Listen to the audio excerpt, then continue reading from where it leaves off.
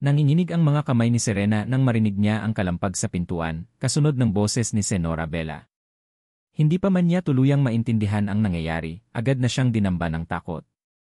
Ang bawat tibok ng kanyang puso ay nagsasayaw sa pagitan ng hapis at ng isang nakakakilabot na lihim na dinadala niya sa kanyang sinapupunan. Ito na ba? Ang pagtatapos ng lahat. Sa loob ng ilang sandali, gumuho ang buong mundo ni Serena. Bumukas ang pinto at nakatayo doon si Senora Bella na may ngiti ng pananagumpay sa mga labi. Sa tabi niya ang isang security guard at sa likod nila si Don Alejandro na may mukhang bato. Hindi iyon ang mukha ng pag-aalala kundi ng paghatol. Serena, malamig na sabi ni Senora Bella, halos hindi makarinig ng emosyon. Mayroon akong hinala na nakawala ka sa iyong lugar. Hindi pa man nakakasagot si Serena, agad nang hinalughob ng mga gwardya ang kanyang maliit na silid. Bawat damit, bawat personal na gamit ay ikinalat. Hinayaan ni Serena na mangyari ang lahat, ang isip niya ay blanko sa takot. Hindi ito tungkol sa nakaw. May ibang rason ito. Hindi niya alam kung ano pero ramdam niya. Pagkatapos ng ilang minuto ng paghahalughob, tumayo ang isang gwardya na may hawak na isang kumikinang na bagay.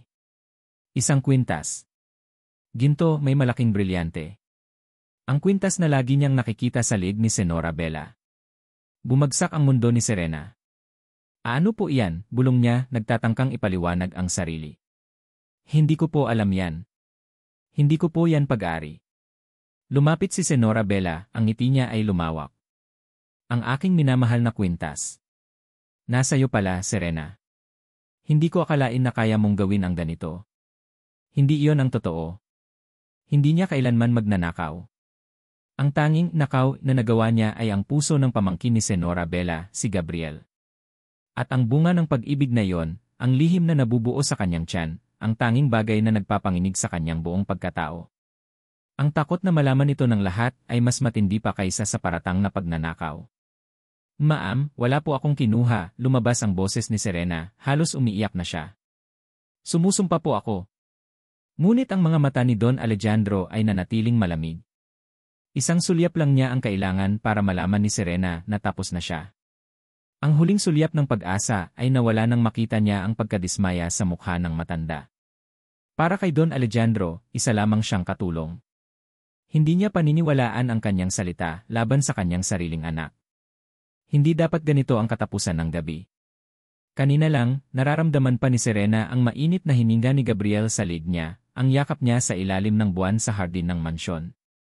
Ang payapang sulok na iyon, sa likod ng lumang fountain, ang naging kanlungan ng kanilang lihim na pag-ibig. Isang pag-ibig na ipinagbabawal, isang pag-ibig na puno ng peligro. Ngunit sa tuwing magkasama sila, nawawala ang lahat ng takot.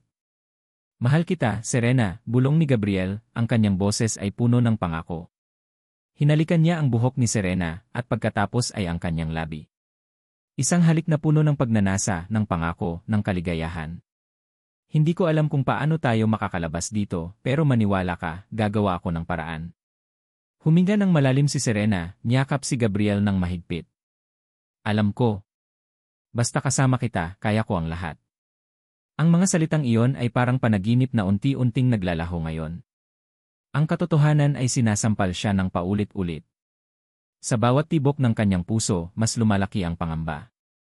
Kinaumagahan, nakaramdam siya ng matinding pagkahilo. Hindi ito basta pagkahilo lang. Ito ang pamilyar na pakiramdam na nababasa niya sa mga librong romansa, sa mga kwento ng kanyang mga kaibigan. Binili niya ang test kit kinabukasan, nanginginig ang mga kamay habang hinihintay ang resulta. 2 linya. Malalim, maliwanag. Positibo. Nang makita niya yon, bumagsak ang kanyang paghinga. Hindi niya alam kung iyak siya sa tuwa o sa takot. Isang sanggol. Bunga ng kanilang pag-ibig. Ngunit paano niya sasabihin kay Gabriel? Paano niya ito itatago sa mga Saavedra? Ang pamilya na ang tanging pinapahalagahan ay ang kanilang pangalan at yaman. Ang isang katulong na buntis sa kanilang nag-iisang tagapagmana. Hindi iyon mangyayari. Ipagtatabuyan siya. Nag-iisip pa lang si Serena kung paano lalapit kay Gabriel, kung paano niya ibabalita ang lihim na ito, nang dumating ang pulis at ang pamilya sa Saavedra sa kanyang silid.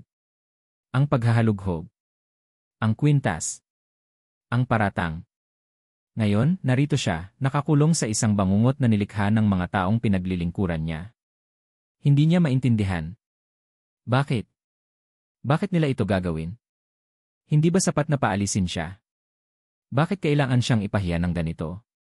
Sa opisina ni Don Alejandro, si Senora Bella at Attorney Joaquin ay nag-uusap ng mahinahon, ngunit may matinding pagnanasa sa kanilang mga mata. Sa wakas, sabi ni Senora Bella, humigop ng kanyang kape. Nawala na ang sagabal. Isa lang siyang katulong, pero ang pagiging buntis niya masisira ang lahat. Nakangisi si Attorney Joaquin. Naplano ng maayos, mahal. Ang kwintas na yon ay nagpababa sa kanyang kredibilidad. Walang sinuman ang maniniwala sa isang magnanakaw. Pero ang bata, tanong ni Bella, bumalik sa kanyang mukha ang pag-aalala. Paano kung totoo nga na si Gabriel ang ama? Huwag kang mag-alala, sagot ni Joaquin, nilagyan ng asukal ang kanyang kape. Ang DNA testing ay madaling manipulahin. At kung hindi man, ang reputasyon ng pamilya sa Avdra ang mangunguna. Sino ang mas maniniwalaan? Ang isang katulong na may criminal record o ang nag-iisang tagapagmana ng isa sa pinakamayaman na pamilya sa bansa? Pero paano kung may malaman siyang iba, nag-aalalang sabi ni Bella. Ang tungkol kay Consuelo paano kung nakahanap siya ng kahit anong lumang papel? Pinigilan ni Joaquin ang kamay ni Bella. Huwag kang mag-alala. Walang alam ang babaeng iyon. At kung meron man, sisiguraduhin kong hindi niya na ito magagamit. May kakaibang kislap sa kanyang mga mata. Ang mahalaga, wala nang balakid sa ating plano para sa mana ng Savdra. Ang bata, kung totoo man, ay hindi dapat makapanganak sa loob ng pader na ito. Narinig ni Serena ang sigaw ng mga pulis. Ikaw, Serena Alcantara, ikaw ay inaresto sa salang pagnanakaw. Parang nagdilim ang kanyang paningin. Ang kanyang dibdib ay masakit sa labis na takot at pagtataksil. Naglakad si Don Alejandro, ang kanyang mukha ay parang yelo, walang awa, walang pagdududa. Walang awa. Wala man lang tanong. Tiningnan siya ng matanda na parang isang basurang kailangan itapon. Don Alejandro, nanginginig ang kanyang boses, lumuluhod siya sa harap ng matanda. Please po, hindi po ako magnanakaw. Hindi ko po alam kung paano napunta yan dyan. Maniwala po kayo sa akin. Pero tinalikuran siya ni Don Alejandro. Ang pagtalikod na iyon ay mas masakit pa sa anumang sampal o palo. Sumisigaw si Serena. Gabriel! Gabriel! Tulungan mo ako. Nasaan si Gabriel? Bakit wala siya dito? Kinabukasan, sinabi niya na pupunta siya sa isang business meeting. Ngunit pinangakuan niya siya na palagi siyang naroroon. Nasaan siya ngayon, sa pinakamadilim na oras ng kanyang buhay? Hinila siya ng mga pulis papalabas ng silid, papunta sa malawak na pasilyo ng mansyon na dating tahanan niya. Bawat hakbang ay isang kirot. Ang mga mata ng ibang katulong ay nakatingin sa kanya, may iba't ibang emosyon, pagkaawa, pagkamuhi, takot. Habang hinihila siya palabas ng pinto, nakita ni Serena ang isang anino na nagtago sa likod ng isang haligi. Nakita niya ang kanyang mukha. Si Gabriel. May pagdududa sa kanyang mga mata, pagkalito, at isang bakas ng sakit. Ngunit hindi siya kumilos. Hindi siya lumabas. Hindi siya nagsalita. Gabriel, sigaw ni Serena, ang kanyang boses ay puno ng pighati at pagtataksil. Ang mukha niya ay naligo sa luha. Bakit? Bakit mo ako pinabayaan? Ngunit tuluyan na siyang hinila palabas ng mansyon, papunta sa nakaparadang patrol car. Ang kanyang huling sulyap ay ang mansyon na nagpatunay sa kanyang pag-ibig at nagpawi sa kanyang kinabukasan. Ang huling sulyap sa taong mahal niya na tila pinili ang pamilya kaysa sa kanya. Gabriel, bakit ka wala rito? Ulit-ulit sa isip ni Serena, habang humahagulgol siya sa likod ng patrol car na papalayo na. Nasaan ka nang kailangan kita? Bumukas ang bakal na pinto, kasabay ng malakas na kalampag na umalingaw-ngaw sa buong pasilyo. Isinara iyon sa likod ni Serena, iniwan siyang mag-isa sa dilim. Ang malamig na amoy ng alikabok at kalumaan ay sumalubong sa kanya, kasama ng tunog ng hikbi mula sa di kalayuan. Ito na nga. Preso na siya. Ang dating malambot na kama sa mansyon ng Saabdra ay napalitan ng isang manipis na banig sa sementong sahig. Walang bintana. Walang sikat ng araw. Naglakad siya papunta sa sulok, naupo ng dahan-dahan, niyakap ang kanyang sarili. Ang kanyang puso ay nakakaramdam ng matinding kirot, hindi lamang sa takot kundi sa pagkalito. Hindi niya maintindihan kung paano nangyari ang lahat. Mula sa isang lihim na pag-ibig na puno ng pangarap, hanggang sa isang bangungot na wala ng katapusan. Naramdaman niya ang isang bahagyang pag-ikot sa kanyang tiyan. Ang kanyang tiyan. Ang buhay na lumalaki sa loob niya. Ang bunga ng pag-ibig niya kay Gabriel. Paano niya ipapaliwanag ito sa kanya? Sa loob ng ilang araw, ang kanyang pag-asa ay nawala, napalitan ng matinding kalungkutan. Ang bawat oras sa loob ng selda ay parang isang taon. Narinig niya ang mga usapan ng ibang mga bilanggo, ang kanilang mga kwento ng pagnanakaw, pananakit, at pagpatay. Ang kanyang kaluluwa ay nanginginig sa takot. Hindi siya nabibilang dito. Isa lamang siyang katulong. Isang katulong na umibig sa taong hindi niya dapat mahalin. Pinilit ni Serena na makipag-ugnayan sa labas. Umasa siyang dadalaw si Gabriel, o kahit man lang isang mensahe mula sa kanya. Sa bawat oras ng paghihintay, mas lumalalim ang kanyang sugat. Sinubukan niyang humiram ng telepono, magsulat ng liham, magtanong sa mga gwardiya. Ngunit lahat ay walang silbi. Elena Alcantara, isang araw, lumabas ang kanyang pangalan sa intercom. Tumayo siya, nanginginig ang mga binti. Pag-asa. Baka si Gabriel na. Ngunit hindi. Isang abogado, nakasama sa Avdra family, ang lumapit sa salamin ng visitation room. Ang kanyang mukha ay seryoso, walang emosyon. Elena Alcantara, ako si Attorney Ramos. Kinatawan ako ng pamilya sa Avdra. Umasa si Serena na may dalang balita si Attorney Ramos mula kay Gabriel, o kahit isang pahiwatig ng kanyang pagiging inosente. Attorney, si Gabriel po. Kumusta po siya? Pwede ko po ba siyang makausap? Umiling si Attorney Ramos. Elena Alcantara, ang aking kliyente, si Don Alejandro sa Avdra, ay nagbigay ng pahintulot sa akin na magbigay ng alok sa'yo.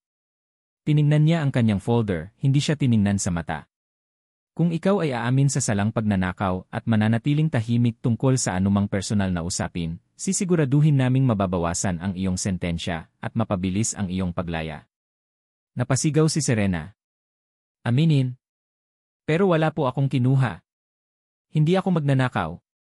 At anong personal na usapin? Ang ibig niyo po bang sabihin, ang anak ko? Bumuntong hininga si Attorney Ramos na irita. Hindi ko maaaring talakayin ang mga detalye, Elena Alcantara. Ito ay ang alok. Magdesisyon ka. Mas mabuting manahimik ka. Para sa sarili mo. At para sa kinabukasan ng anumang maaaring lumabas. Naramdaman ni Serena ang isang malamig na kurot sa kanyang puso. Ito ay isang banta.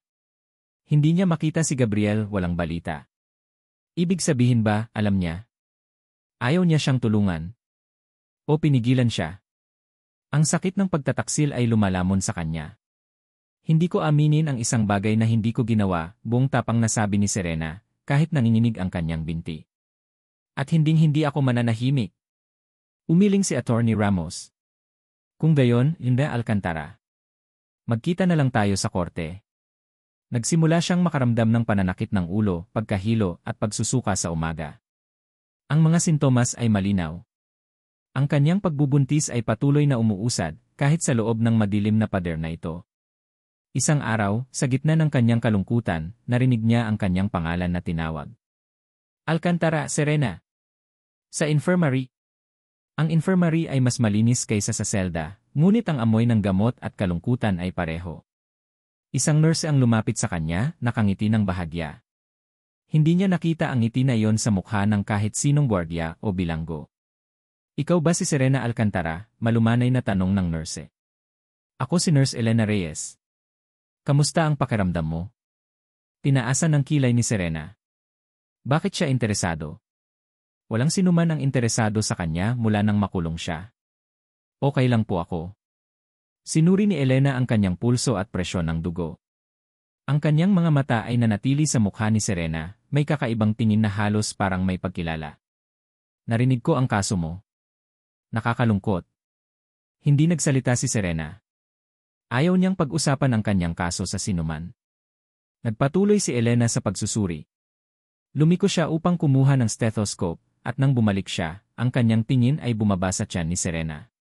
Hindi ito simpleng sulyap. May halo itong pag-aalala at isang bagay na parang pagkilala. Ilang buwan na, tanong ni Elena, ang kanyang boses ay mas malambing ngayon. Hindi sumagot si Serena. Alam niyang iligal ang pagkuha ng impormasyon tungkol sa kanyang pagbubuntis, ngunit hindi niya pinansin. Hindi ka pa rin ba nagsasabi sa pamilya ng ama? Tanong muli ni Elena, puno ng pangunawa ang boses. Napakagat si Serena sa kanyang labi. Walang pakialam ang pamilya na yon, nurse. Ni ayaw nilang marinig ang pangalan ko. Hinawakan ni Elena ang kamay ni Serena, dahan-dahan. Ang kanyang tingin ay puno ng pagdamay. Minsan, ang mga lihim ng isang pamilya ay mas malaki pa kaysa sa inaakala natin. Lalo na ang mga pamilyang mayaman at makapangyarihan. Habang naglilinis si Elena ng kanyang mga gamit, nagpatuloy siya sa pagsasalita, halos parang sa sarili niya. Ang iyong nanay, Aling Consuelo, hindi ba? De la Cruz? Napakunot ang noo ni Serena. Paano niya nakilala ang nanay niya? Opo. Paano niyo po nalaman?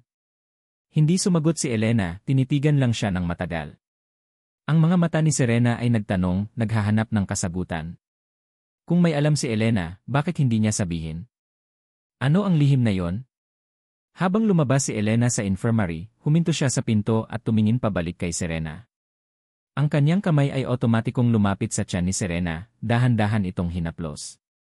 Sana hindi mo maranasan ang naranasan ng nanay mo, bulong ni Elena. Ang kanyang boses ay puno ng pighati at babala. Nagtataka si Serena. Naguguluhan siya. Bakit niya nasabi yon?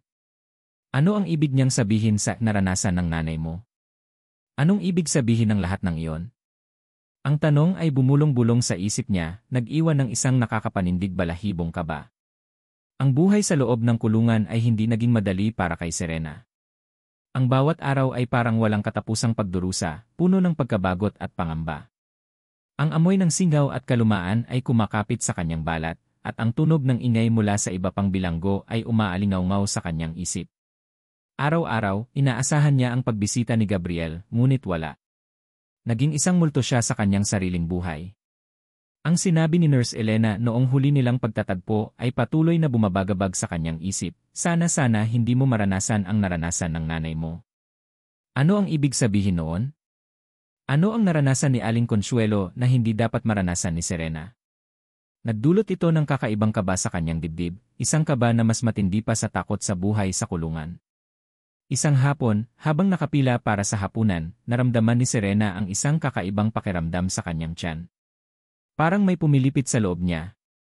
Nang kagat-kagat niya ang kanin at ulam na iniabot sa kanya, naramdaman niya ang isang pamilyar na amoy, ampoy ng disinfectant, at higit pa roon, isang kakaibang kapaitan. Ayos ka lang ba, Alcantara? Tanong ng isang kapwa bilanggo na nakapila sa likod niya. Hindi siya nakasagot. Nagmamadali siyang lumayo sa pila, bumalik sa kanyang selda, at agad na sinuka ang kanyang kinain. Hindi ito paglilihi. Iba ito. May isang bagay na kakaiba sa lasa ng pagkain, parang may kung anong halo. Ilang gabi matapos ang insidente, habang tulog ang karamihan sa mga bilanggo, naramdaman ni Serena ang isang anino na lumapit sa kanyang banig. Nakaramdam siya ng isang malamig na presensya. Iminulat niya ang kanyang mga mata, at nakita niya ang isang babae, isang kapwa bilanggo, na nakatayo sa tabi niya, may hawak na matalim na bagay, isang piraso ng metal na mukhang pinatalim. Napaigtad si Serena, napaupo. Ang babae ay hindi nagsalita, tinitigan lamang siya ng matalim, malamig na mga mata. Bago pa makasigaw si Serena, agad na lumapit ang isang gwardiya, marahil ay nakita ang kakaibang kilos ng bilanggo sa kanyang monitor. Anong ginagawa mo rito, Rodriguez? Tanong ng gwardiya. Tumalikod ang babae, walang imik, at bumalik sa kanyang banig. Ang puso ni Serena ay humahampas ng malakas. Hindi ito aksidente. Hindi. May gustong manakit sa kanya. May gustong magpatahimik sa kanya. Ngunit sino? At bakit? Nang sumunod na araw, dinala si Serena sa infirmary. Si Nurse Elena ang nag-aalaga sa kanya, ang kanyang mukha ay puno ng pag-aalala. Ayos ka lang ba, Serena? Narinig ko ang nangyari. Nakakatakot ang ganyang insidente.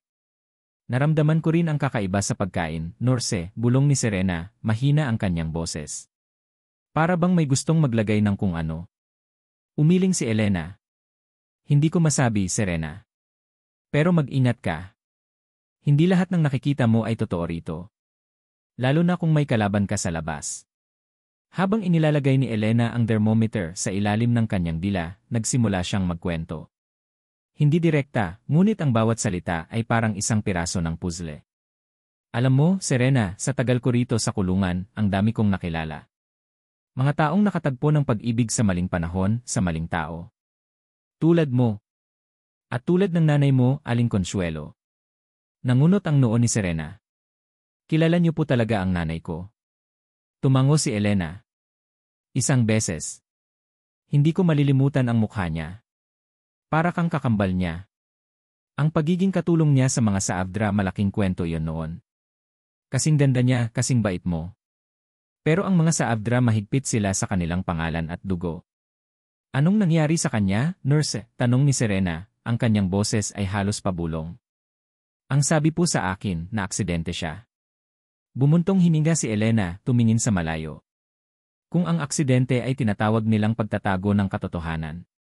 Maraming beses na ang katotohanan ay mas masakit kaysa sa anumang kasinungalingan, Serena. Lumapit si Elena sa isang lumang kabinet sa gilid ng infirmary. Kinuha niya ang isang munting kahon at mula doon ay inilabas ang isang lumang litrato. Medyo luma na ito, kupas na ang kulay, ngunit malinaw pa rin ang mukha ng babae rito. Ibinigay niya ito kay Serena. Nang makita ni Serena ang litrato, nanlaki ang kanyang mga mata. Isang batang babae, nakangiti ng bahagya, nakasuot ng simpleng damit. Ang kanyang mga mata, ang kanyang ngiti, ang kanyang hugis ng mukha kamukha niya. Ito ang nanay niya, si Aling Consuelo. Mas bata, mas masigla, ngunit malinaw na siya. Ito si Aling Consuelo, sabi ni Elena, malumanay. Nakita ko siya minsan sa labas ng mansyon ng Saavdra, ilang taon na ang nakalipas. Mukha siyang nagtatago. Napahawak si Serena sa litrato, nanginginig ang kanyang mga kamay. Bakit nasa kay Elena ang litrato ng nanay niya? At bakit ganito ang mga sinasabi niya? Ang bawat salita ni Elena ay parang pako na tumutusok sa kanyang isip, pinipilit siyang tanungin ang lahat ng alam niya. Ang aksidente ng kanyang ina. Ang pagiging katulong ng kanyang ina sa mga Saavdra. Ang pagbabanta sa kanya sa loob ng kulungan. May koneksyon ba ang lahat ng ito? Habang nagpapagaling si Serena sa infirmary, napansin niya ang isang bagong bilanggo na dinala sa kanyang selda. Isang babaeng matangkad, payat, at may kakaibang kinang sa mga mata. Hindi ito tulad ng ibang bilanggo. Mas malinis ang kanyang damit at may tiwala sa kanyang tindig. Ngunit ang pinakanakakakilabot ay ang kanyang tingin. Palagi itong nakatingin kay Serena. Sa tuwing kakain siya, sa tuwing matutulog siya, sa tuwing gumagalaw siya. Parang anino itong sumusunod sa bawat kilos niya. Hindi siya nagsasalita, ngunit ang kanyang tingin ay sapat na para bigyan si Serena ng matinding kaba. Minsan, nagkataon na magkatabi sila sa isang aktibidad sa kulungan. Nakaramdam si Serena ng malamig na kamay na humaplos sa kanyang braso. Napatingin siya sa babae. Walang ekspresyon ang mukha nito, ngunit ang kanyang mga mata ay nagbabanta. Mag-ingat ka, bulong ng bagong bilanggo, ang boses nito ay parang hangin lang. Hindi lahat ng nasa loob ng pader na ito ay bilanggo lang. Agad na inalis ni Serena ang kanyang braso, ang puso niya ay kumakabog. Anong ibig sabihin noon? Ito ba ay isang babala o isang banta? Ang presensya ng babaeng ito ay nagdagdag sa bigat ng kanyang mga alalahanin. Sino ang nagpadala sa kanya? Sino ang may kakayahang maglagay ng tao sa kulungan para lang manmanan o saktan siya? Ang sagot ay isa lang. Ang pamilyang Saavdra. Ang mga hint ni Nurse Elena. Ang pagtatangkang manakit sa kanya. Ang kakaibang bilanggo. Lahat ng ito ay unti-unting nabuo sa isang nakakapanindig balahibong larawan sa isip ni Serena. Ang pagkamatay ng kanyang ina ay hindi aksidente. Ito ay isang bagay na mas malalim, mas masama. At siya, si Serena, ang susunod na target. Kinaumagahan, muling tinawag si Serena sa infirmary. Si Nurse Elena ay naghihintay na sa kanya, ang mukha niya ay seryoso. Walang pasubali. Serena, sabi ni Elena, ibinaba ang kanyang boses. Kailangan nating mag-usap ng masinsinan. Inilibot ni Elena ang kanyang tingin sa paligid, sinigurong walang nakakarinig. Umupo siya sa tabi ni Serena, ang kanyang mga mata ay puno ng pighati. Ang nanay mo, si Aling Consuelo, nagsimula si Elena. Nakilala ko siya sa ospital bago siya namatay. Nakita ko ang takot sa kanyang mga mata. Hindi siya aksidente. Pinatay siya. Napasigaw si Serena, ngunit walang lumabas na tunog. Ang mga salita ni Elena ay tumagos sa kanyang puso, parang matalim na patalim. Pinatay? Ang kanyang ina? Hindi aksidente. Paano? Halos pabulong na tanong ni Serena, nanginginig ang buong katawan. May nalalaman si Consuelo, patuloy ni Elena. Isang lihim. Isang lihim tungkol sa pamilya Saavedra. Tungkol sa mana nila. May kinalaman sa iyo, Serena. Lumapit si Elena, hinawakan ang kamay ni Serena, at binigyan siya ng isang maliit na bagay. Isang napakatandang, kulubot na piraso ng papel. Hindi ito isang liham. Ito ay isang napakaliit na bahagi ng isang dokumento. Mahirap basahin, ngunit ang mga salita ay nagsasabi ng Saavedra, at mana, at trust fund. Ang nanay mo ay may hawak na isang napakalaking impormasyon na magbabago ng lahat. At may gustong manatiling nakatago ang impormasyon na yon, paliwanag ni Elena. Nasa panganib ang buhay niya at ang buhay mo rin, Serena. At ang buhay ng bata sa loob mo. Hindi nakahinga si Serena. Ang lahat ng pagdududa, ang lahat ng takot, ay naging isang malamig na katotohanan. Ang kwintas. Ang paratang na pagnanakaw. Ang pagkulong sa kanya. Lahat ay hindi lang para takasan ang iskandalo. Ito ay para pigilan siya sa pagtuklas ng isang bagay na mas malalim. Sino? Tanong ni Serena, ang kanyang mga mata ay nanlilisik.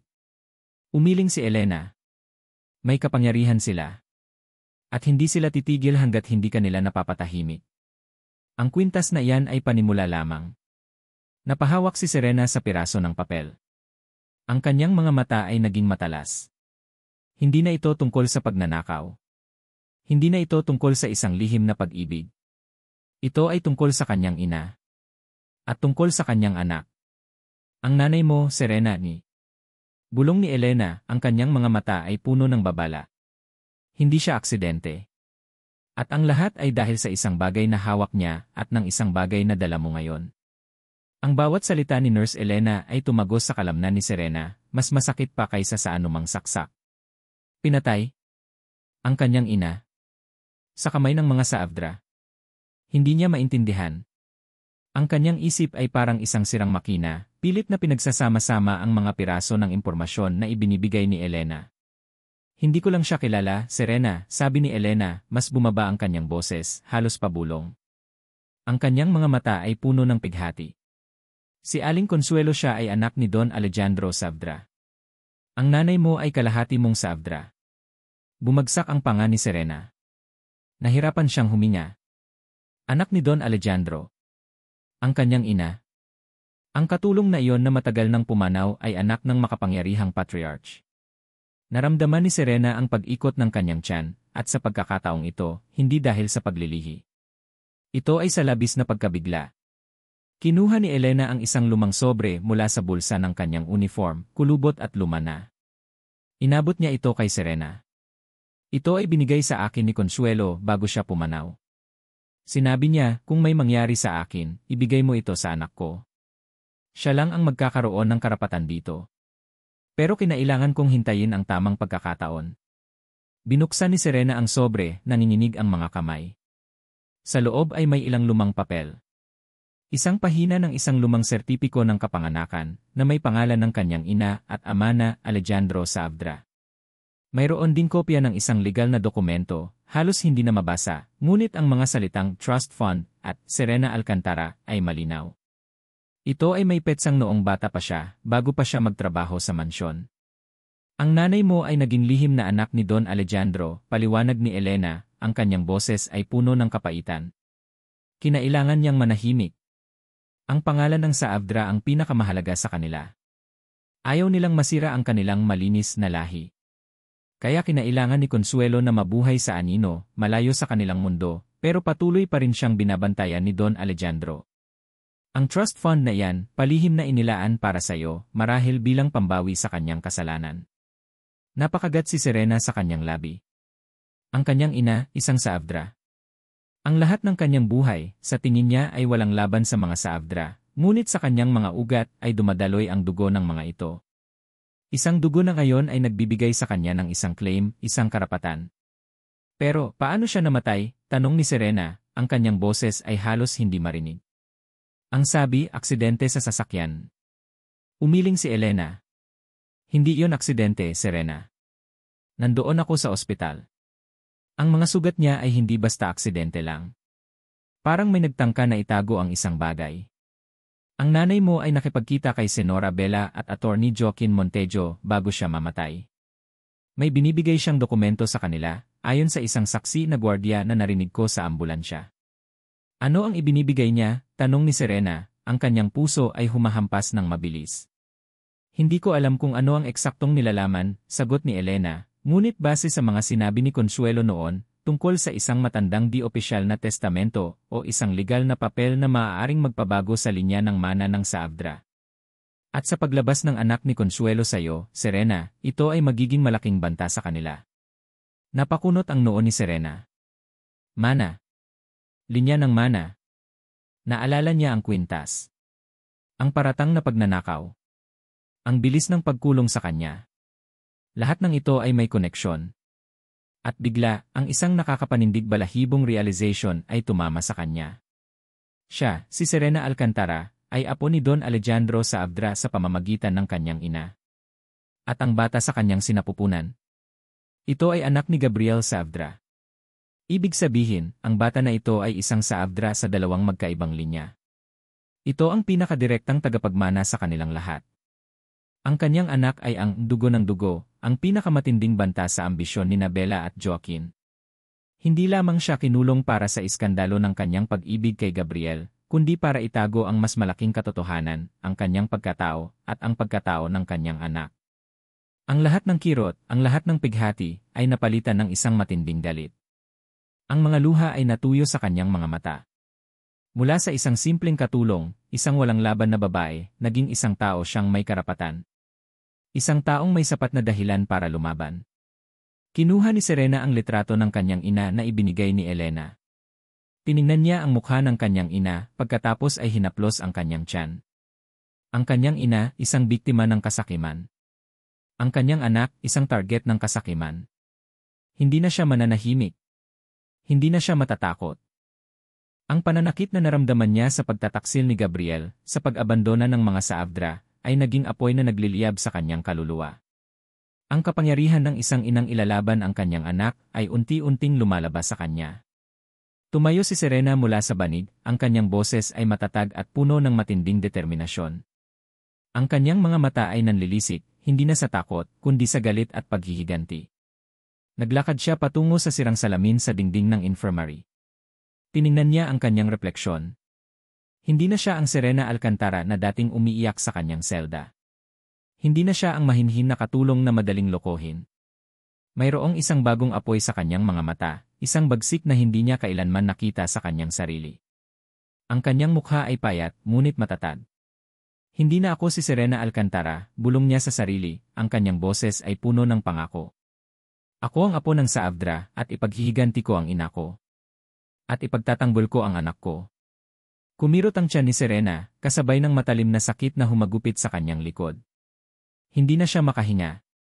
Napakapit siya sa malamig na semento ng sahig ng selda, ang kanyang hininga ay naging kalabog ng kabayo na tumatakbo. Ito na. Nurse Elena, sigaw niya, ang kanyang boses ay nanginginig. Elena! Agad na dumating si Elena, ang kanyang mukha ay puno ng pag-aalala. Serena! Malapit na. Kailangan na nating pumunta sa infirmary. Ang bawat hakbang ay isang pagsubok. Ang bawat contraction ay parang matalim na espada na sumasaksak sa kanyang kalamnan. Sa gitna ng sakit, nagdasal si Serena. Nagdasal siya para sa kanyang anak, para sa lakas. Walang pamilya. Walang Gabriel. Mag-isa siyang haharap sa pinakamahalagang sandali ng kanyang buhay. Ang kanyang isip ay bumalik sa mga sinabi ni Elena tungkol sa kanyang ina, tungkol sa dugo ng Saabdra. Ang batang ito ang bunga ng dalawang dugo na ngayon ay nag-ugnay sa kanya sa mga kinamumuhian niya. Narating nila ang infirmary. Ang lugar ay mas malinis kaysa sa selda, ngunit ang lamig ay nanatili. Si Elena ang naging tangi niyang suporta, ang tanging boses na nagbibigay pag-asa sa kanya. Sige lang, Serena. Konti na lang. Kaya mo yan. Oras ang lumipas, puno ng pagdurusa at pagtulak. Ang bawat hiyaw ay sumasalamin sa kanyang sakit, sa kanyang galit, sa kanyang kawalan ng pag-asa. Ngunit sa bawat sakit, mayroong isang kakaibang lakas na bumabalot sa kanya. Para sa bata. Para sa kanyang dugo. Sige, isa pa. Isa pa, Serena, sigaw ni Elena. Isang malalim na pagtulak. Isang matalim na hiyaw mula sa kanya. At pagkatapos, isang umiiyak na tunog. Ang tunog ng buhay. Bumagsak ang luha sa mga mata ni Serena, ngunit hindi ito luha ng kalungkutan. Ito ay luha ng kaluwagan, ng labis na pagmamahal, ng isang kakaibang kapayapaan sa gitna ng lahat ng kaguluhan. Lalaki, Serena, bulong ni Elena, ang kanyang boses ay basag sa tuwa. Inabot niya kay Serena ang sanggol, balot sa isang malinis na tela. Niyakap ni Serena ang kanyang anak, ang kanyang balat ay mainit at malambot sa kanyang dibdib. Ang maliit na mukha, ang maliliit na daliri na mahigpit na humawak sa kanyang hintuturo. Napakagaan ng sanggol sa kanyang bisig, ngunit ang bigat ng pagmamahal na naramdaman niya ay napakalaki. Anak ko, bulong niya, ang kanyang boses ay basag. Hinalikan niya ang noo ng sanggol, naramdaman ang init ng balat nito. Sa sandaling iyon, nawala ang lahat ng sakit, ang lahat ng takot. Ang bata na ito ang kanyang pag-asa. Ito ang kanyang kinabukasan. Ang kanyang dahilan para lumaban. Siya ang magiging lakas niya. Isang oras matapos manganak, habang yakap ni Serena ang kanyang anak sa infirmary, bumukas ang pinto. Pumasok si Gabriel. Nanlaki ang mga mata ni Serena. Naghalo ang sakit, galit, at pagkabigla sa kanyang puso. Siya. Bakit siya narito? Matapos ang lahat? Matapos siyang iwan sa patrol car. Matapos siyang hindi bisitahin sa kulungan. Nilapitan siya ni Gabriel, ang kanyang mukha ay puno ng pag-aalala at pagsisisi. Ang kanyang mga mata ay mugto, parang hindi siya natulog ng matagal. Serena, bulong ni Gabriel, ang kanyang boses ay basag. Nalaman ko lang. Hindi ko alam. Sinubukan kong tulungan ka. Pinigilan nila ako. Si Lolo si Tita Bella. Tinignan ni Serena si Gabriel, ang kanyang mga mata ay nanlilisik. Ang pag-ibig na naroon ay napalitan ng pait. Hindi na siya ang Serena na madaling lokohin. Alam na niya ang lahat. Ang pagkakakulong niya, ang pagpatay sa kanyang ina. At si Gabriel? Nasaan siya noon? Huwag kang lumapit, malamig na sabi ni Serena, ang kanyang boses ay halos hindi marinig. Mahigpit niyang niyakap ang kanyang anak. Wala kang karapatan. Napakunot ang noo ni Gabriel. Serena, ano ang sinasabi mo? Mahal kita. Ang anak natin yan. Nabalitaan ko ang lahat. Ang kaso mo. Ang tungkol kay Consuelo. Sinubukan kong mag-imbestiga. Sinubukan, putol ni Serena, puno ng sarkasmo ang kanyang boses. Saan ka nang kailangan kita? Nasaan ka nang ilagay nila ang kwinta sa bag ko? Nasaan ka nang ipahiya nila ako sa harap ng lahat? Nasaan ka nang ipinanganak ko ang anak mo sa dilim, mag-isa? Umiling si Gabriel, ang kanyang mga mata ay puno ng luha. Serena, please. May nalalaman ako. Hindi ako tulad nila. May gusto akong sabihin sa'yo. Wala ka nang dapat sabihin, sagot ni Serena, tumalikod siya. Lumayo ka. Ayaw kitang makita. Ayaw kong makita ka ng anak ko. Hindi na lumapit si Gabriel. Nakatayo lang siya roon, parang isang estatwa, habang nakatingin kay Serena at sa kanilang anak. Ang sakit ng pagtataksil ay lumalamon sa kanyang mukha. Hindi nagtagal ang kanilang katahimikan. Bumukas muli ang pinto ng infirmary. Sa pagkakataong ito, hindi si Gabriel. Ang nakatayo sa labas ay si Senora Bella at Attorney Joaquin, kasama ang 2 pulis at isang social worker. Ang kanilang mga mukha ay puno ng pagtatagumpay. Napakapit si Serena sa kanyang anak. May mali. Serena Alcantara, sabi ni Attorney Joaquin, ang kanyang boses ay puno ng otoridad. Mayroon kaming court order. Batay sa iyong criminal record at kawalan ng kakayahan na magbigay ng maayos na kapaligiran para sa bata, ang iyong anak ay kukunin sa iyong kustodiya at ilalagay sa pangangalaga ng pamilya sa Abdra. Nanlaki ang mga mata ni Serena. Napasigaw siya. Hindi. Hindi ko ibibigay ang anak ko. Hindi kayo makakapunta dito. Lumapit si Senora Bella, ang kanyang ngiti ay nakakapanindig balahibo. Ang anak ng isang katulong at isang magnanakaw ay hindi karapat-dapat magdala ng pangalan ng Savdra. At mas lalong hindi karapat-dapat na maging bahagi ng aming pamilya, kahit na siya ay dugong Saavdra. Kami ang magpapalaki sa kanya. Sa paraang karapat-dapat sa aming pangalan. Naramdaman ni Serena ang isang matinding lakas na bumalot sa kanya. Hindi niya hahayaan ito. Hindi. Hindi, sigaw ni Serena, niyakap niya ng mahigpit ang kanyang anak. Sinubukan niyang tumayo, ngunit ang kanyang katawan ay mahina pa sa panganganak. Kunin niyo siya, utos ni Senora Bella. Lumapit ang social worker, tinangkang kunin ang sanggol mula sa kanyang bisig. Lumaban si Serena. Sinipa niya, sinubukan niyang suntukin. Ngunit wala siyang laban sa kanilang lakas. Anak ko, ganoon ang kanyang hiyaw, puno ng matinding pighati. Wag niyo siyang kunin. Nandoon si Gabriel. Nandoon siya, nakatingin sa kanya, walang nagawa. Wala siyang ginawa. Habang hinihila ang kanyang anak mula sa kanyang mga bisig, naramdaman ni Serena ang kanyang buong mundo na gumuho. Ang init ng kanyang anak ay nawala, napalitan ng malamig na hangin. Ang huling sulyap niya sa kanyang anak ay habang si Senora Bella ang humawak dito, may ngiti ng pananagumpay. Bumagsak si Serena sa sahig, ang kanyang mga kamay ay nakaabot pa rin sa hangin. Ang sakit ay lumamon sa kanya, mas masakit pa kaysa sa panganganak.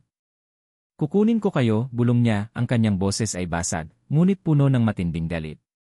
Babalik ako. Para sa'yo, anak. Hindi ko kayo hahayaang manalo. Sumisikat ang araw sa labas ng bakal na tarangkahan ng bilibid. Pagkatapos ng 5 taon, muling yakap ni Serena ang kalayaan, ngunit ang kalayaan na iyon ay hindi nagdulot ng kagalakan. Wala siyang nakitang sumalubong sa kanya. Walang pamilya. Walang Gabriel.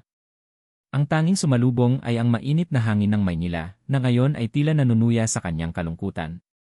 Nilingon niya ang mataas na pader, ang mga rehas, at ang naglalakihang gate ng kulungan. Bawat bato ay mayroong kwento ng pagdurusa, at ang kanyang kwento ay hindi pa tapos. Sa loob ng 5 taon, bawat patak ng luha, bawat gabi ng paghihikbi para sa kanyang anak, ay nagiging isang matigas na bato sa kanyang dibdib. Hindi na siya iyak. Ang galit ang naging bago niyang hininga, at ang paghihiganti ang kanyang tanging layunin. Babangon ako, bulong niya sa hangin, ang kanyang boses ay malamig at puno ng pangako. Hindi na ako babalik dito. At sisiguraduhin kong hindi na kayo makakatakas. Napakaliit ng dala niya, isang manipis na bag na may ilang damit, at ang lumang, kulubot na piraso ng papel na ibinigay ni Nurse Elena sa kanya. Ang piraso ng papel na naglalaman ng lihim ng kanyang ina at ng pamilyang Saavdra. Ang kanyang sandata. Naglakad siya palayo sa kulungan, walang patutunguhan. Ang kanyang katawan ay payat, ngunit ang kanyang diwa ay bakal. Kinailangan niyang magsimula muli. Ngunit hindi para sa isang tahimik na buhay, kundi para sa isang digmaan. Nakahanap si Serena ng pansamantalang matutuluyan sa isang boarding house sa Tondo. Isang maliit na silid, siksikan, ngunit malayo sa nakakapanindig balahibong kulungan. Dito, nagsimula siyang mag-isip. Unang-una, kailangan niyang mabuhay. Hindi siya pwedeng magpakilala bilang si Serena Alcantara, ang magnanakaw. Kailangan niya ng bagong identity. Binago niya ang kanyang itsura, pinahaba ang buhok, pinanipis ang kilay, at pinilit na maging mas matatag ang kanyang tindig. Naghanap siya ng mga maliliit na trabaho, katulong sa isang karinderya sa umaga, tagalaba sa gabi. Hindi ito madali, ngunit bawat sentimo ay para sa kanyang plano. Sa tuwing may libreng oras siya, nagsimula siyang magsaliksik. Bumibili siya ng mga lumang dyaryo, nagbabasa ng mga balita tungkol sa Saavdra family, sinusubukang makahanap ng koneksyon sa pagkamatay ng kanyang ina. Nalaman niya na ang kaso ng kanyang ina ay mabilis na isinara, idineklarang aksidente. Walang karagdagang investigasyon. Ito ay nagpakulo lalo ng kanyang dugo. Lalo siyang nag-inat sa bawat hakbang. Alam niyang may mga mata na nakabantay sa kanya. Naging mabilis siyang magbasa ng galaw ng tao, mabilis na makakita ng pagtatago. Ang mga taon sa kulungan ay nagturo sa kanya ng survival instincts. Ang kanyang anak. Bawat gabi, ang kanyang anak ang tanging pumupuno sa kanyang isip. Gaano na kaya kalaki ang kanyang anak? Kilala pa kaya siya? May pagmamahal pa ba ito sa kanya? O tinuruan na itong kamuhian siya? Ang mga tanong na ito ay nagsisilbing gasolina sa kanyang nagliliyab na galit. Isang araw, sa gitna ng kanyang paghahanap buhay, nagpasya si Serena na kailangan niyang makita ang mansyon ng Saavdra. Ang lugar na dating naging tahanan niya, kung saan niya natagpuan ang pag-ibig at ang kanyang pinakamalaking trahedya. Sumakay siya ng jeep, nagtago sa likod ng mga tao, at dahan-dahang lumapit sa mansyon. Ang malalaking pader na bato ay mas mataas pa sa kanyang alaala. Ang mga gate ay ginto at makinang, simbolo ng kanilang kapangyarihan. Nandoon pa rin ang mga lumang puno ng mangga, ang mga bintana ng silid ni Gabriel na nakatanaw sa hardin. Nagtago siya sa isang madilim na sulok, sa likod ng malaking puno. Ilang oras siyang naghintay. Hanggang sa makita niya. Isang sasakyan ang lumabas sa gate, isang mamahaling kotse. Mula roon ay bumaba si Gabriel. Mas matangkad na siya, mas malaki ang katawan, at mas makisig. Nakasuot siya ng isang mamahaling suit, ang kanyang buhok ay maayos na nakasuklay. May kasama siyang babae, nakangiti, at ang babae ay nakahawak sa kanyang braso. Parang may humiwa sa puso ni Serena. Si Gabriel. Ang kanyang Gabriel. Masaya. May bagong buhay.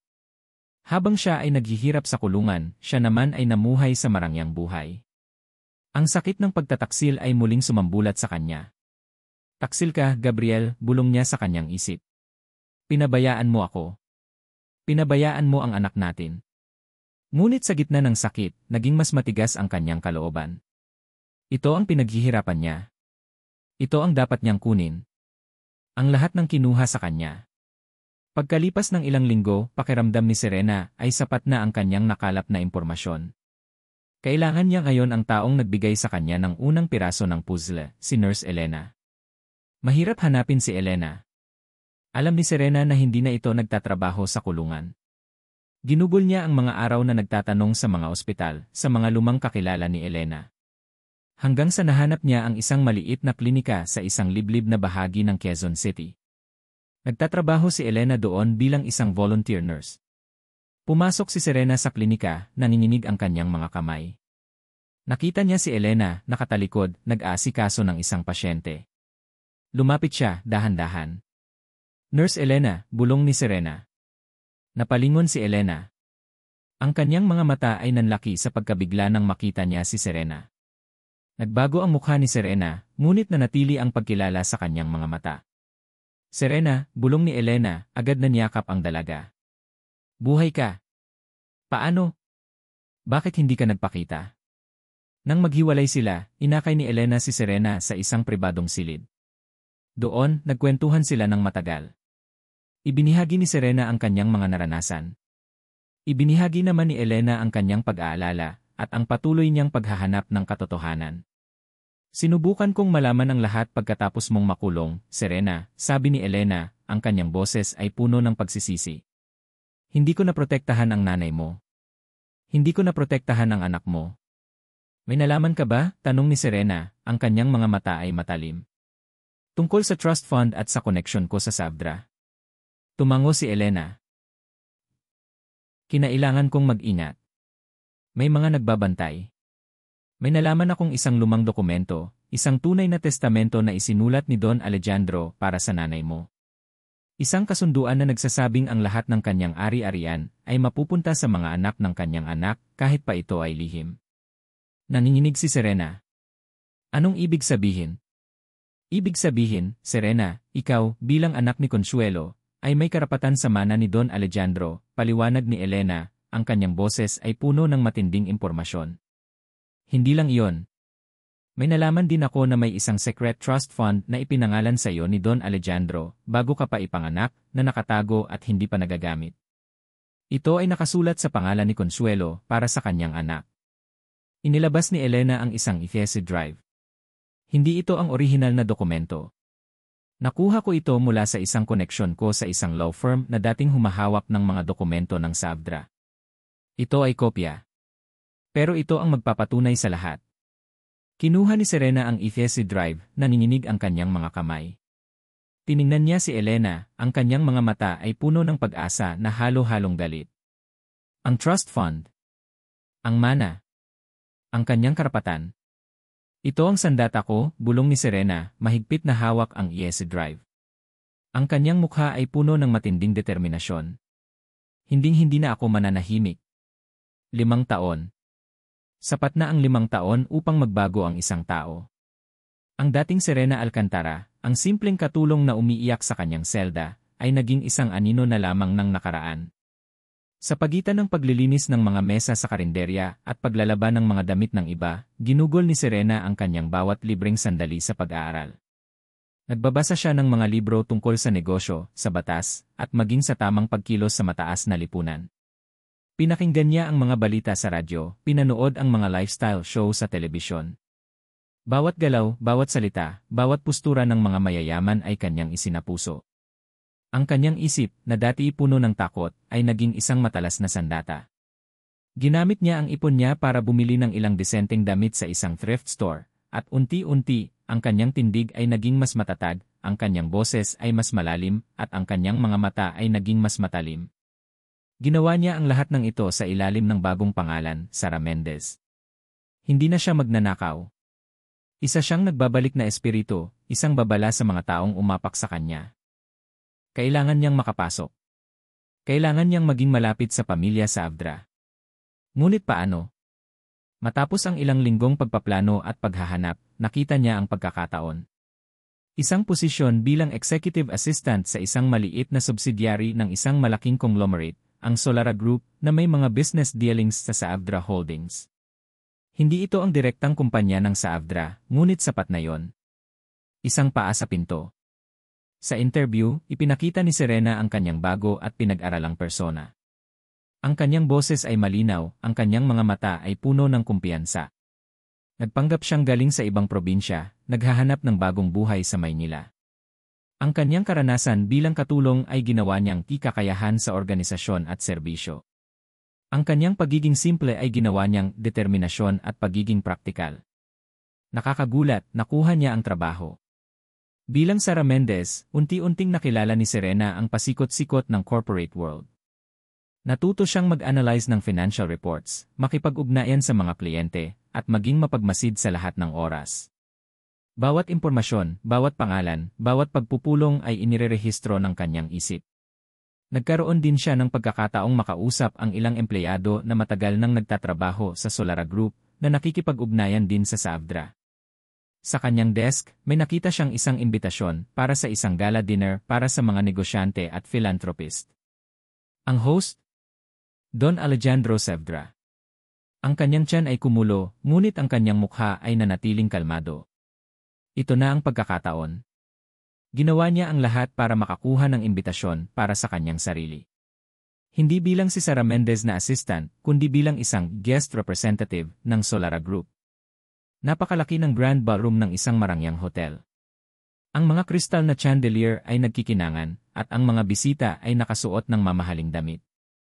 Naglakad si Serena, nakasuot ng isang simpleng itim na gown na binili niya mula sa kanyang ipon, ngunit ang kanyang tindig ay matikas, at ang kanyang mukha ay walang bakas ng emosyon. Ang kanyang buhok ay maayos na nakapusod, at ang kanyang makeup ay minimal ngunit eleganteng-elegante. Napakita siya, isang bagong mukha sa mataas na lipunan na may pamilyar na anino. Hinahanap niya sila. At pagkatapos nakita niya sila. Si Senora Bella Saavdra Montejo at Attorney Joaquin Montejo. Nasa gitna sila ng isang grupo ng mga importanteng tao, nakangiti, nagkukunwari na sila ang pinakamabait na tao sa mundo. Tiningnan sila ni Serena, ang kanyang puso ay nagliliyab sa galit, ngunit ang kanyang mga mata ay nanatiling kalmado. Dahan-dahan siyang lumapit sa direksyon nila, sinigurong magtatago siya sa likod ng ibang mga bisita. Kailangan niyang makita ang reaksyon nila. Kailangan niyang maramdaman ang kanilang takot. Habang naglalakad, nakasalubong niya ang isang matandang kasambahay na dati niyang nakakasama sa mansyon ng Saavdra, si Aling Norma. Malaki na ang ipinagbago ni Serena, ngunit tinitigan siya ni Aling Norma na parang may pamilyar siyang nakita. "Ma'am," bulong ni Aling Norma, ang kanyang mga mata ay nanlaki. Ngumiti si Serena, isang maliit, pormal na ngiti. "Magandang gabi po, ma'am," sabi niya, binago ang kanyang boses upang maging mas malalim. Lumayo siya, ngunit ang sulyap ni Aling Norma ay nagpatunay na may nakakilala sa kanya. Magandang simula. At pagkatapos, nang lumiko siya sa isang grupo ng mga tao, bumungad sa kanya ang mukha ni Senora Bella. Direktang nagtama ang kanilang mga mata. Nag-freeze si Bella. Ang kanyang ngiti ay biglang nawala, napalitan ng isang blangkong ekspresyon. Ang kanyang mga mata ay nanlaki, puno ng takot at pagkabigla. Parang nakakita siya ng multo. Serena, halos pabulong na tanong ni Bella, hindi makapaniwala. Sumunod na nakita siya ni Attorney Joaquin. Ang kanyang mukha ay lumipad, ang kanyang mga mata ay lumaki sa pagkabigla. Imposible, bulong ni Joaquin. Dapat ay nasa kulungan ka pa. Ngumiti si Serena, isang ngiti na hindi umabot sa kanyang mga mata. Walang salita. Hindi niya kailangang magsalita. Ang kanyang presensya lang ay sapat na. Ito ang unang sampal. Magandang gabi, Senora Montejo. Attorney Montejo, sabi ni Serena, ang kanyang boses ay malinaw at kalmado. Yumuko siya ng bahagya, tulad ng isang may pinag-aralan. Hindi ko akalain na magkikita tayo rito. Ang kanyang tinig ay nagtatago ng isang kakaibang tono. Hindi ito banta, ngunit ito ay isang paalala. Isang paalala na ang nakaraan ay hindi natutulog. Umalis si Serena sa gitna ng pagkabigla ni Bella at Joaquin, iniwan silang tulala sa kanilang kinatatayuan. Ngayon, oras na para sa mas malalim na paghahalughog. Sa sumunod na linggo, ginamit ni Serena ang kanyang posisyon sa Solara Group upang makakuha ng akses sa mga dating empleyado ng Savdra.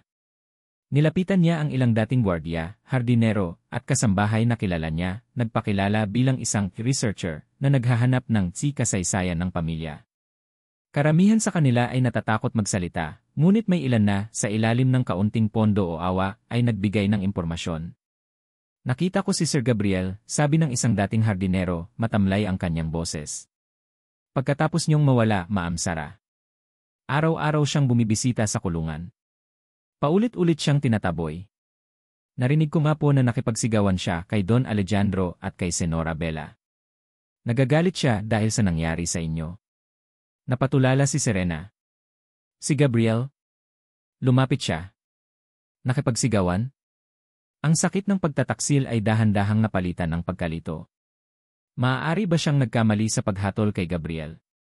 Maaari bang may ibang nangyari na hindi niya alam? Ang kanyang galit ay hindi nawala, ngunit may isang buto ng pagdududa ang naitanim sa kanyang puso.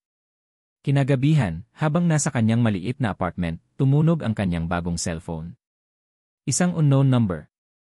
Pinindot niya ang answer. Walang nagsasalita. Hello, sabi ni Serena.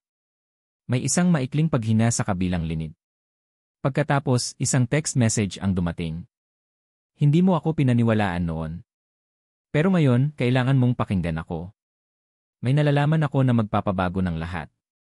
Napakapit si Serena sa kanyang cellphone. Ito ba si Gabriel? Ang tanong ay bumulong-bulong sa kanyang isip. Sino ang magpapadala ng ganitong mensahe? At ano ang nalalaman niya na magbabago ng lahat? Isang linggo matapos ang gala dinner, hindi makatulog si Gabriel. Ang mukha ni Serena, o Sara, ay patuloy na bumabagabag sa kanyang isip. Ang kanyang titig ay matalim, puno ng galit at peghati, ngunit mayroon ding kakaibang lakas na hindi niya nakita noon. Alam niyang siya yon. Ang kanyang Serena. At ngayon, may pagkakataon na siya. Hindi na siya muling hahayaan na mawala pa. Matagal na niyang pinlano ang pagkakataong ito. Ang lihim na mensahe sa cellphone, iyon ay simula pa lang. Ngayon, kailangan niya ng diretsyo at personal na pagharap. Kailangan niyang ipaliwanag ang lahat. Sinubukan niyang tawagan si Sara Mendez sa opisina, ngunit walang sumasagot. Naglakas loob siyang pumunta sa opisina ng Solara Group. Sinabi niya na may importanteng meeting siya sa kanyang CA. Naghintay siya ng ilang oras. At pagkatapos, nakita niya si Serena, lumabas mula sa elevator, ang kanyang mukha ay seryoso at walang emosyon. Sara Mendez, sabi ni Gabriel, ang kanyang boses ay kalmado, ngunit may pakiusap. Napatingin si Serena sa kanya, ang kanyang mga mata ay nanlilisik. Ano ang ginagawa mo rito, Inman Savdra? Kailangan nating mag-usap, Serena, sabi ni Gabriel, inilapit ang kanyang boses. Alam kong ikaw si Serena. At alam kong galit ka sa akin. Pero may kailangan kang malaman. Umiling si Serena, akmang aalis. Wala akong dapat marinig mula sa'yo. Matagal nang patay ang taong iyon. Agad na hinawakan ni Gabriel ang kanyang braso, dahan-dahan. Pakiusap, Serena. Ito ay para sa ating anak. At para sa katotohanan. Hindi ka pinabayaan. Pinipigilan ako. Pinagbantaan. Ngunit hindi ako tumigil sa paghahanap. Tiningnan siya ni Serena, may pagdududa sa kanyang mga mata. Sa wakas, sumuko siya. CJ. Pero sa labas. At sa lugar na walang makakarinig. Dinala ni Gabriel si Serena sa isang tahimik na kapehan, sa isang liblib na sulok. Ang bawat salita ay binigkas niya ng may pag-iingat, ngunit puno ng sinseridad. Noong gabing inaresto ka, nagsimula si Gabriel, ang kanyang boses ay halos pabulong. Nasa labas ako ng bansa. Hindi ko alam. Nang bumalik ako, sinabi sa akin ni Lolo na pinagnakawan mo kami. Sinabi niya na kung lalaban ako, mawawala ang lahat sa akin, ang posisyon ko sa kumpanya, ang mana, at maging ang pangalan ko. Naging paranoid si Don Alejandro dahil sa relasyon natin. Dahil may alam siya tungkol sa nanay mo. Nanlaki ang mga mata ni Serena. Hindi ako naniwala sa kanila, patuloy ni Gabriel, ang kanyang mga mata ay puno ng sakit. Pero wala akong magawa. Lahat ng pinagkatiwalaan ko, silang lahat ay ayaw akong tulungan. Kaya nag-isa ako. Nagsimula akong mag-imbestiga sa sarili ko. Kinuha ni Gabriel ang isang EKC drive mula sa kanyang bulsa, halos kapareho ng kay Serena. Nang nalaman ko ang pagkamatay ni Aling Consuelo, nag-hire ako ng pribadong investigador. Isang matandang pulis na naging kaibigan ko noon. Natuklasan namin ang katotohanan, Serena. Hindi siya aksidente. Pinatay siya ni Tita Bella at Attorney Joaquin. May nalaman si Aling Consuelo na napakalaking lihim tungkol sa mana at banta siya sa kanilang ambisyon. Ibinigay ni Gabriel ang EKC drive kay Serena. Narito ang lahat ng ebidensya.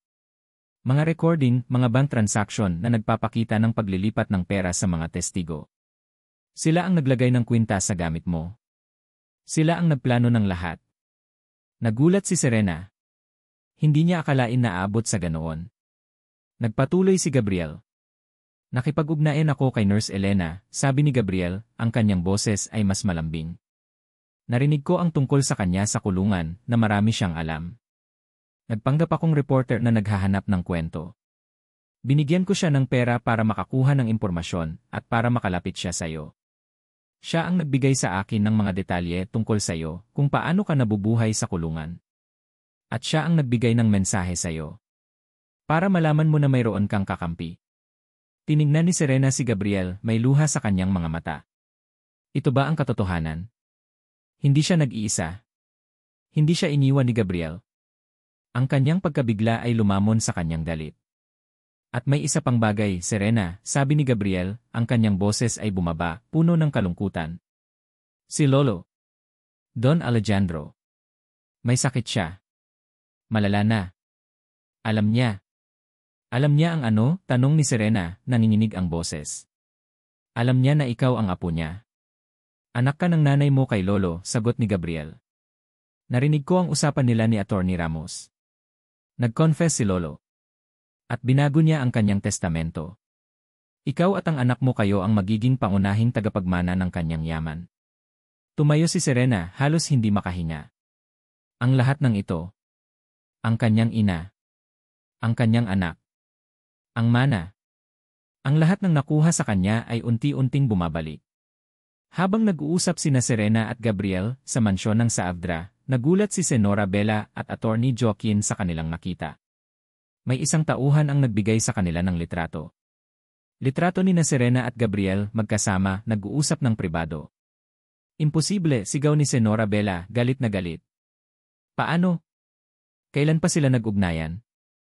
Hindi ko alam, mahal, sagot ni Joaquin, ang kanyang mukha ay namutla. Pero kung magkaugnayan sila at kung nalaman ni Gabriel ang kahit anong bagay, masisira ang lahat. Nanginginig sa galit si Bella. Hindi natin hahayaan ito. Hindi. Ang lahat ng pinaghirapan natin hindi natin hahayaan na mawala lang dahil sa isang katulong na humabol sa mana at sa isang traidor na pamangkin. Agad na kinuha ni Bella ang kanyang telepono. Kailangan nating kumilos ngayon. Bago pa mahuli ang lahat. Isang gabi, habang nag-uusap sina Serena at Gabriel sa telepono, na may pag-asa sa kanilang mga boses, dumating ang isang nakakagulat na balita. Gabriel, sabi ni Attorney Ramos sa kabilang linya, ang kanyang boses ay basag. Si Don Alejandro. Pumanaw na po siya. Kagabi lang. Biglaan. Nabagsak ni Gabriel ang kanyang telepono. Pumanaw? Biglaan? Hindi ito aksidente. Tiningnan ni Gabriel si Serena, ang kanyang mukha ay puno ng paghati, ngunit may matinding pagdududa rin. Hindi ito aksidente, bulong ni Gabriel. Kailangan nating kumilos bago nila sirain ang lahat. Kailangan na nating ilabas ang katotohanan ngayon na. Ang silid-aralan ng mansyon ng Saavdra ay puno ng tensyon. Sa gitna ng malaking mesa, nakalagay ang formal na testamento ni Don Alejandro na nakabalot sa isang pulang ribbon. Nakaupo si Senora Bella at Attorney Joaquin sa isang tabi. Ang kanilang mga mukha ay puno ng kumpiyansa, tila ba sigurado na sila ang mananalo. Sa kabilang banda, nakaupo si Serena, ngayon bilang ni Sara Mendez, sa tabi ni Gabriel. Ang kanyang puso ay kumakabog ng mabilis, hindi sa takot, kundi sa inaasahang paghaharap. Ang lahat ng ito ay para sa ating anak, at para sa nanay ko, bulong ni Serena kay Gabriel, habang mahigpit niyang hawak ang ESD drive na naglalaman ng ebidensya. Huwag kang mag-alala, Serena, sagot ni Gabriel, ang kanyang kamay ay nasa ibabaw ng kamay ni Serena, nagbibigay suporta. Nandito ako. Hindi ka nag-iisa. Pumasok si Attorney Ramos, ang dating abogado ng pamilya na naging seryoso ang mukha. Umupo siya sa dulo ng mesa at tumingin sa lahat ng naroroon. Minamahal na pamilya sa Saavdra, nagsimula si Attorney Ramos, ang kanyang boses ay formal. Narito tayo upang basahin ang huling testamento ni Don Alejandro Saavdra na pumanaw kamakailan. Mayroon siyang huling bersyon ng testamento na personal niyang pinirmahan at pinatunayan sa harap ng mga saksi bago siya pumanaw. Nagkatinginan sina Bella at Joaquin, may bakas ng pagkalito. Huling bersyon. Hindi nila alam yon. Ngunit ipinilit nilang magpanggap na kalmado. Binuksan ni Attorney Ramos ang testamento. Ang katahimikan sa silid ay halos marinig. Sa aking nag-iisang apo, si Gabriel Saavdra, at sa kanyang mga anak, basahin ni Attorney Ramos. Nagsimulang umiti si Gabriel, ngunit biglang bumalik ang seryosong mukha ni Attorney Ramos.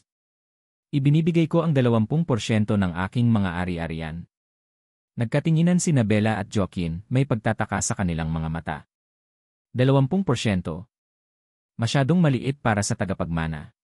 Ngunit bago pa sila makapagsalita, nagpatuloy si Attorney Ramos. Gayunpaman, sabi ni Attorney Ramos, binasa niya ang sumunod na talata. Ang kanyang boses ay naging mas malakas, sa aking lihim na anak, si Consuelo de la Cruz, na aking labis na pinagsisisihan na hindi ko na ipahayag sa publiko, at sa kanyang nag-iisang anak, ang aking apo, si Serena Alcantara, ibinibigay ko ang 70% ng aking buong ari-arian, kasama ang lahat ng aking mga kumpanya, lupa, at mga pamumuhunan. Ang pagmamay-ari ay agad na maililipat sa pangalan ni Serena Alcantara at ng kanyang anak kay Gabriel Saavdra. Kasama rin dito ang lahat ng naipon sa ilalim ng Saavdra de la Cruz Trust Fund na itinatag para sa kanya. Bumagsak ang panga ni Senora Bella. Lumipad ang mukha ni Attorney Joaquin. Napatayo si Bella, ang kanyang mukha ay namutla sa galit. Imposible, sigaw ni Senora Bella, ang kanyang boses ay pumailang lang sa buong silid. Hindi totoo yan. Hindi iyan ang huling testamento. Ang babaeng iyan ay isang magnanakaw. Isang katulong. Hindi siya karapat-dapat. Tumayo si Attorney Joaquin, ang kanyang mukha ay namumula. Attorney Ramos, ito ay isang kalokohan. Peking dokumento iyan. Walang anumang Serena Alcantara ang may kaugnayan sa pamilyang Saavdra. At ang Consuelo de la Cruz na iyan ay matagal nang patay. Kalmado pa rin si Attorney Ramos. Ang testamento na ito ay pinatunayan ng mga saksi, kabilang ang aking sarili, at mayroong mga selyo at pirma na legal at may bisa. Ang pangalan ni Serena Alcantara ay opisyal na ring nairehistro bilang lehitimong apo ni Don Alejandro Saavdra sa ilalim ng batas. Huminga ng malalim si Serena. Ito na ang oras. Tumayo siya, ang kanyang tindig ay matikas at puno ng otoridad. Hindi na siya si Sara Mendez. Siya si Serena Alcantara. Ang pagkamatay ng nanay ko ay hindi aksidente, sabi ni Serena, ang kanyang boses ay malinaw at matatag, walang bakas ng dating pighati. Pinatay siya. At ang mga taong gumawa nito ay nakaupo sa harap natin. Nanlaki ang mga mata ni Bella at Joaquin. Senora Bella Saavdra Montejo. Attorney Joaquin Montejo, patuloy ni Serena, ang kanyang mga mata ay nanlilisik. Niloko niyo ang lahat. Hindi lang ako ang pinagnakawan niyo ng aking kalayaan, kundi pati ang buhay ng aking ina, si Consuelo de la Cruz. Ginawa niyo ang lahat para maitago ang katotohanan na siya ay anak ni Don Alejandro at ako ang tunay na tagapagmana. At kinuha niyo ang aking anak mula sa akin. Sino ka para magsalita ng ganyan, Serena? Sigaw ni Bella, umusbong ang matinding galit sa kanyang mukha. Ikaw ay isang kriminal. Isang walang kwentang katulong na nagtatago sa ilalim ng bagong pangalan. Tama, sagot ni Serena, isang mapait na ngiti ang lumabas sa kanyang mga labi. Ako si Serena Alcantara, ang dating katulong na inyong inapak-apakan. Ngunit ako rin ang lehitimong apo ni Don Alejandro Saavedra at ang ina ng isang Saavedra. At alam ko ang lahat ng inyong lihim. Lumabas si Gabriel mula sa likuran ni Serena, hawak ang isang tablet. May mga ebidensya kami.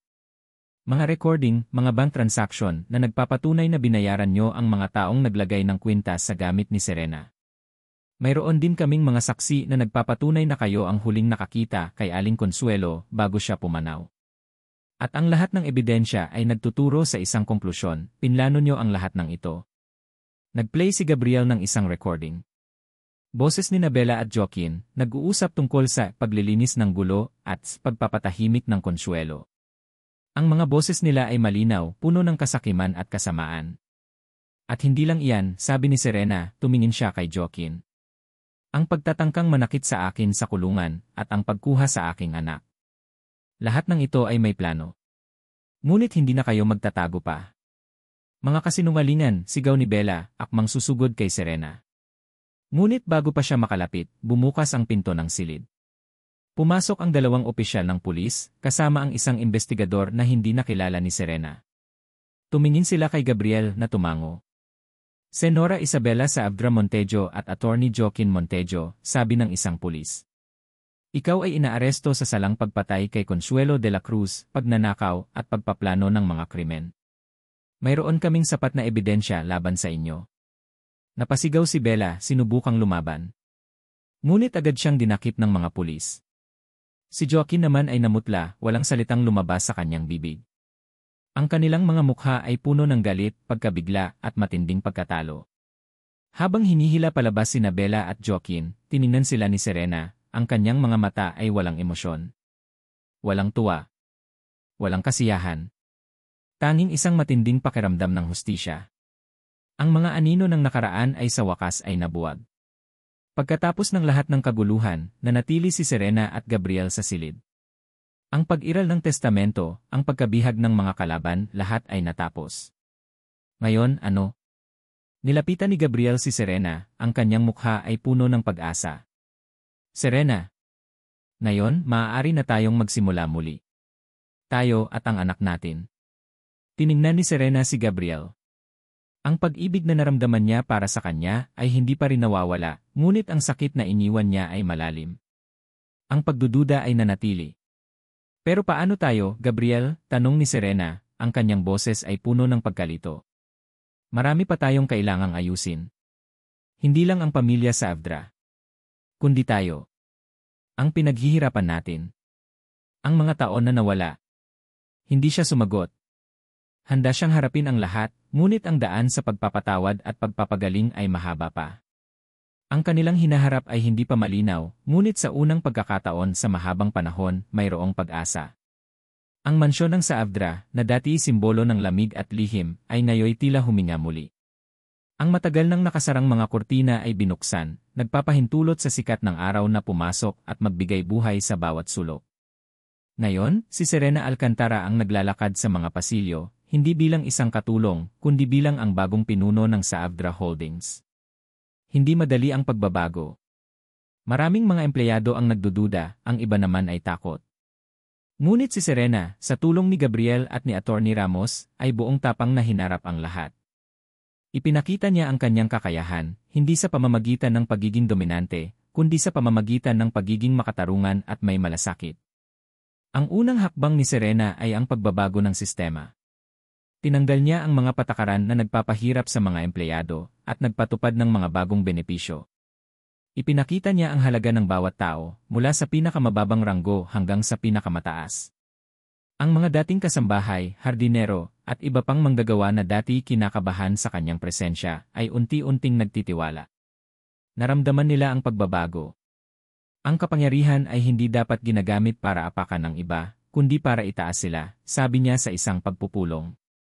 Ipinatupad niya ang mas transparent na pamamahala, at ibinalik ang mga ari-arian na iligal na nakuha ni Bella at Joaquin sa mga lehitimong may-ari nito. Isang makabuluhang proyekto ang kanyang inilunsad, ang Key Consuelo de la Cruz Foundation. Ito ay isang pondo na naglalayong tulungan ang mga kababaihang inaapi at magbigay ng legal aid sa mga biktima ng kawalan ng katarungan. Ang bawat sentimo na galing sa dating iligal na yaman ng Saabdra ay inilaan niya rito bilang pagpupugay sa kanyang ina.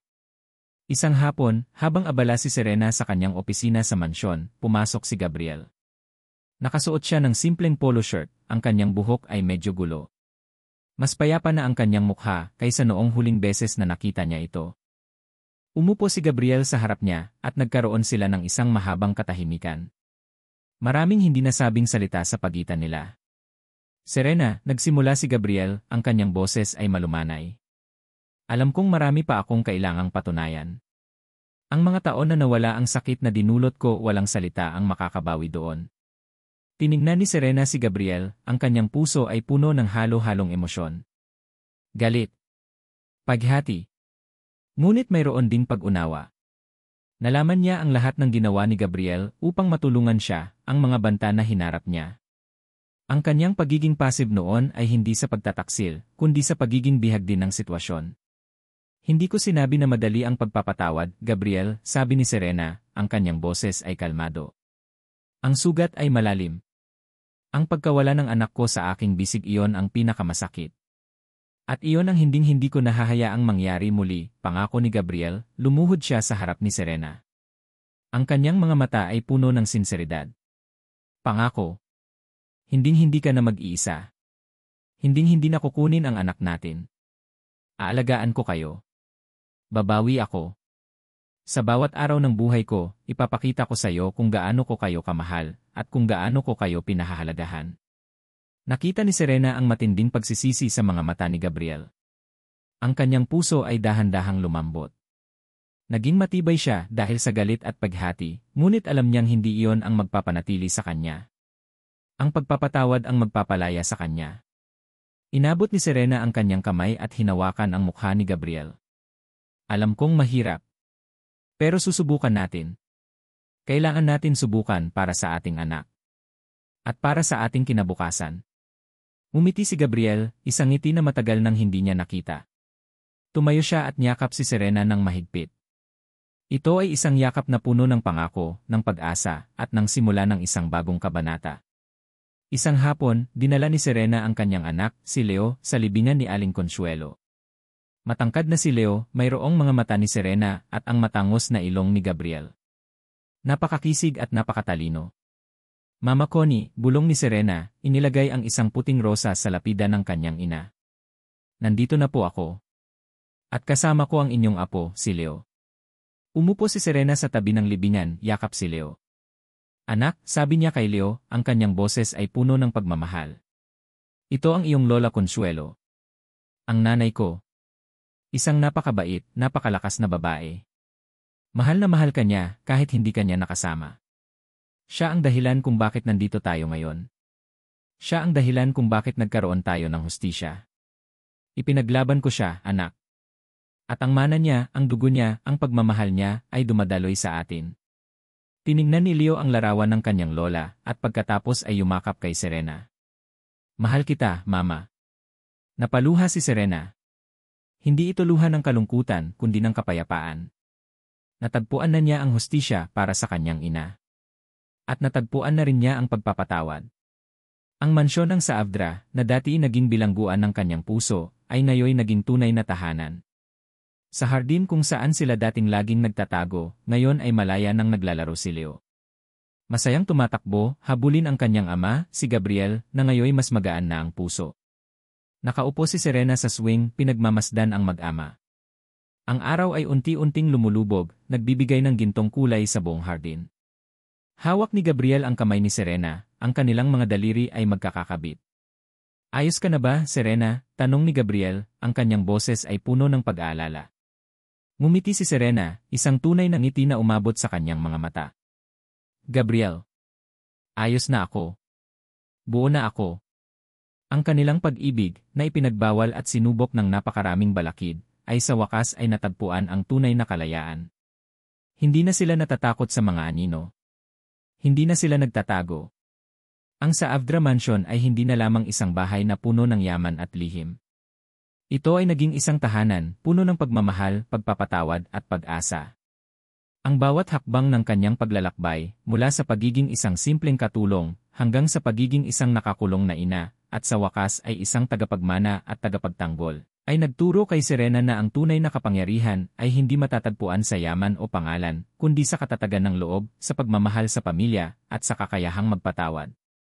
Ang paghahanap niya ng hustisya ay nagdulot ng paggaling, hindi lamang para sa kanyang ina, kundi para sa kanyang sarili. At sa huli, natagpuan niya ang pinakamahalagang kayamanan, isang pamilyang buo, puno ng pagmamahalan, at isang kinabukasan na walang anumang lihim na magtatago pa. Ang kanilang kwento ay isang patunay na ang pag-ibig at pag-asa ay laging mananaig, gaano man kadilim ang mga pagsubok. At dito nagtatapos ang kwento ni Serena at Gabriel. Taos-puso po kaming nagpapasalamat sa inyong pagtangkilik at pagsubaybay sa bawat yugto ng buhay ni Serena, Gabriel, at ng buong pamilya sa Avdra. Ang inyong suporta at pagmamahal sa mga Tagalog love story ay siyang nagbibigay buhay sa aming mga likha. Bilang manunulat ng istoryang ito, naging emosyonal na paglalakbay din po para sa akin ang bawat kabanata. Kasama niyong nasaksihan ang pagbangon ni Serena mula sa matinding sakit at pagtataksil, ang kanyang paghahanap ng katotohanan, at ang kanyang pagtuklas sa tunay na lakas ng pag-ibig. Naging inspirasyon ang kanyang katatagan, at naway na antig din ang inyong puso sa bawat hamon na kanyang hinarap. Sana'y naramdaman niyo ang mensahe ng kwentong ito, na sa kabila ng pinakamadilim na pagsubok, ang pag-ibig ay may kakayahang magpagaling. Na ang kapatawaran ay ang pinakamakapangyarihang sandata laban sa paghati. At na ang pag-asa ay laging nariyan, kahit sa mga panahong tila wala ng pag-asa. Salamat muli sa pagiging bahagi ng paglalakbay na ito. Umaasa po kami na may naiwan itong magandang aral at inspirasyon sa inyong puso. Huwag po kayong mag-atubiling ibahagi ang inyong mga saloobin, damdamin, at kung ano ang pinakanakapukaw sa inyo sa kwentong ito sa comment section. Mahalaga po sa amin ang inyong opinyon. Maraming salamat po at hanggang sa muli.